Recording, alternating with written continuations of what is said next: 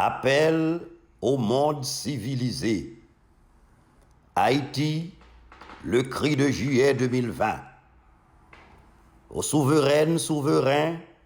chefs d'État et de gouvernement des nations libres, dirigeantes, dirigeants des institutions supranationales, présidentes, présidents des groupes multinationaux, objectrices et objecteurs de conscience, directrices et directeurs d'opinion, humanistes et philanthropes, peuple libre du monde. Au cœur de la grande Caraïbe, trône majestueux morceau d'îles montagneuses, gorge d'équerres mystérieuses, sertie dans l'immensité bleue de l'océan et suspendue au cordon d'or du soleil, Haïti. Jadis la perle des Antilles, baptisée Petite Espagne par Christophe Colomb et ses compagnons d'infortune, à qui elle a ouvert, en 1492, ses flancs escarpés et ses vierges entrailles. Ainsi a commencé la première vague d'arrivée des premiers migrants européens, ces laboureurs de mer sans papier, épuisés par l'aventure d'un voyage périlleux et incertain. Aussi a-t-il donc débuté le calvaire inqualifiable d'un peuple riche et paisible, vivant dans son paradis convoité. Bientôt 530 ans, et son histoire est douloureuse. Histoire faite de génocide, d'esclavage, de batailles et de luttes légitimes et héroïques, pour culminer à la geste de 1804, où des esclaves considérés comme des biens meubles par le Code noir, selon l'ordonnance royale de Louis XIV, édictée en mars 1685, abrogée par la loi du 4 février 1794 et remise en vigueur par Napoléon le 20 mai 1802, des esclaves, dis-je, se sont rendus à leur liberté, les armes à la main. Haïti est donc entré debout dans l'histoire. La première et la seule révolution d'esclaves a triomphé par la création d'un État nègre, libre, indépendant et souverain. L'impensable est arrivé. Duty Boukman, François Macandal, Toussaint Louverture, Jean-Jacques Dessalines, François Capois dit la mort, Henri Christophe, Alexandre Pétion, Catherine Flon, Suzanne dite Sanit Belair, Henriette de Saint-Marc, Marie-Jeanne Lamartinière, Marie-Claire Heureuse Félicité Bonheur, et tous les autres héroïnes et héros inconnus et méconnus qui ont donné un sens au mot liberté, ont forgé la patrie haïtienne, payée sous des canons retentissants par leur sang et par les 150 millions de francs or, représentant à l'époque le montant du budget annuel de la France, réclamé le couteau sous la gorge à la jeune République, selon les prescrits de l'ordonnance du roi Charles X, signée le 17 avril 1825. Depuis, ces noirs et mulâtres qui ont osé combattre pour la liberté au sens génétique du terme, ont tout souffert de la part du reste du monde. Bannissement, mépris, exploitation, extorsion, embargo, occupation et que sais-je encore, jusqu'à cette lente agonie qui se profile dans un pays où l'eau, le pain, le sucre, l'électricité, l'éducation, la santé, l'habitat, bref, sont en ce 21e siècle des produits de grand luxe pour la grande majorité de la population. Et tout cela se passe sous les yeux souvent passifs des grands de ce monde, avec aussi la complicité agissante d'une poignée de nationaux, toujours jaloux de leurs privilèges illégitimes et excessifs. Et face à cette désastreuse situation, entretenue à dessein de façon indicielle par les nostalgiques des temps anciens pour montrer au monde comment ce berceau de liberté est devenu une vitrine de misère, une jungle où des nègres se disputent un héritage, un coupe-gorge où la survie est une chance, le désir est chimère, car il n'y est pas permis de rêver, voire d'espérer. Alors, des jeunes épris d'idéal de progrès, objets de trafic des passeurs vénaux,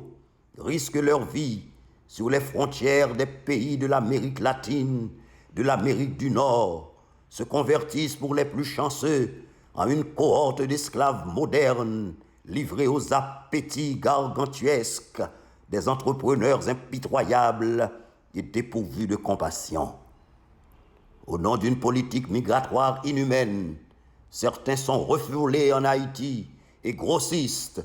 la vaste armée des déçus, de désemparés, de désœuvrés, inscrits dans un futur obscurci par l'absence de filet de protection et de réinsertion sociale et professionnelle. Est-ce à ce prix, s'il se répète encore, qu'Haïti est une tache sur la carte du Nouveau Monde et qu'en lavant l'ignominie de la traite et de l'esclavage infligée à la conscience morale des civilisés,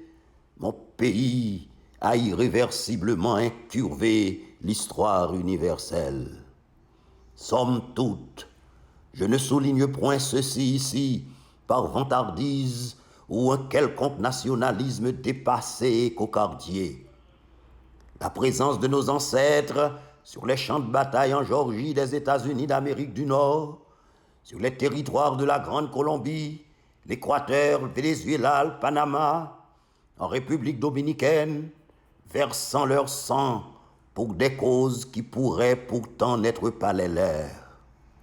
L'envoi de l'aide financière à des peuples frères européens, dont la Grèce, pour se libérer de la domination de l'Empire ottoman. Les batailles politiques et diplomatiques aux côtés de l'Éthiopie, la Libye, l'État d'Israël, les habiles manœuvres pour la vente de la Louisiane aux Américains, la participation remarquable portant sur les fonds baptismaux, la Société des Nations, introduite par le traité de Versailles en juin 1919 et créée le 10 janvier 1920, les Nations Unies fondées le 24 octobre 1945, l'Organisation des États américains, le 30 avril 1948, sans oublier l'apport inestimable de son représentant, l'honorable Émile Saint-Lô, rapporteur de la commission chargée de rédiger la Déclaration universelle des droits de l'homme, adoptée le 10 décembre 1948, le déploiement de cohortes de professeurs en Afrique francophone, au Canada et j'en oublie. À la faveur de ce réveil mondial, même hypocritement, aujourd'hui que tombe au grand jour, j'espère, les derniers masques honteux d'une pratique méprisable et que se détachent les derniers maillons d'un esclavage moderne et d'une ségrégation déguisée, Haïti, par mon humble voix, lance un cri strident pour elle et pour tous les souffres-douleurs du monde, ces oubliés de la globalisation et de la modernité. Pourtant, ce pays, Saint-Domingue, a été la plus prospère des colonies d'Amérique, avec ses pierres précieuses, sa canne à sucre, son café, son coton, son indigo, son cacao et autres, vendus facilement grâce au commerce triangulaire, produits par des mains calleuses d'esclaves, peinant à toute heure et sans trêve dans les mines et champs, ce qui a fait Voltaire, ce poète volontaire, propriétaire lui-même de bêtes de somme, s'écrier « C'est à ce prix que vous mangez du sucre en Europe ». La chétive Haïti, avec une population jeune, faisant à elle seule plus de la moitié de celle de tous les pays de la CARICOM, cette république solidaire réduite à sa plus simple expression humaine, végétant dans sa grande dèche, ne réclame aucun dû, ni ne quémande aucun viatique à ceux qui souvent apparaissent comme des pompiers pyromanes, accourus à son chevet, lui prodiguant vraisemblablement depuis des lustres des remèdes pires que ses maux. La générosité de ses combats et la force innocente de son idéal humaniste lui interdisent pareil comportement. Haïti n'a plus de race pour la haine, même pour la rancœur. Cela ne sert à rien, pensais-je. Pourquoi, pour ma part, mon engagement politique axé sur les valeurs républicaines et démocratiques, à la présidence du parti Force Louverturienne réformiste, ainsi que mon implication sociale à travers les activités de la Fondation Cosmos, me porte résolument à croire qu'il est d'une urgente nécessité que soit adopté un plan Marshall pour Haïti, pas un don, d'une enveloppe minimale de 15 milliards de dollars sur 10 années consécutives, dans le cadre d'une stratégie nationale de développement durable et de pacte de bonne gouvernance, acté par un large consensus entre les forces politiques, économiques, intellectuelles, sociales et de la diaspora pour rétablir l'équilibre de l'île et freiner définitivement le flot des désespérés qui envahissent les frontières des pays voisins. Cet investissement massif dans des créneaux porteurs, tels les infrastructures en général,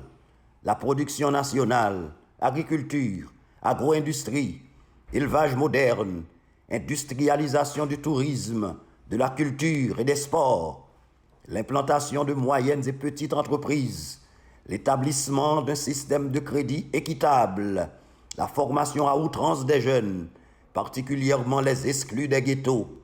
l'encadrement des courageuses femmes entrepreneurs marginalisées et des paysans producteurs délaissés, l'intégration de la diaspora ignorée, l'incitation aux métiers de la mer, la protection des couches vulnérables, le développement des nouvelles technologies et l'adoption d'une politique écologique réaliste auraient la vertu de générer au moins 20 000 emplois de qualité par annuité, créant la richesse et relevant du coup le pouvoir d'achat de la population pour réduire enfin la fracture sociale intolérable entre nantis et pauvres. Sont-ce des mesures indispensables, à côté des grandes réformes de l'État, une vraie bataille contre la corruption, le clientélisme dans l'administration publique, les trafics illicites, l'instauration d'un climat sécuritaire, d'entente politique et de détente sociale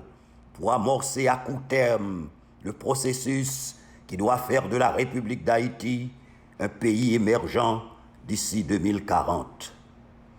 En vérité, le miracle haïtien est possible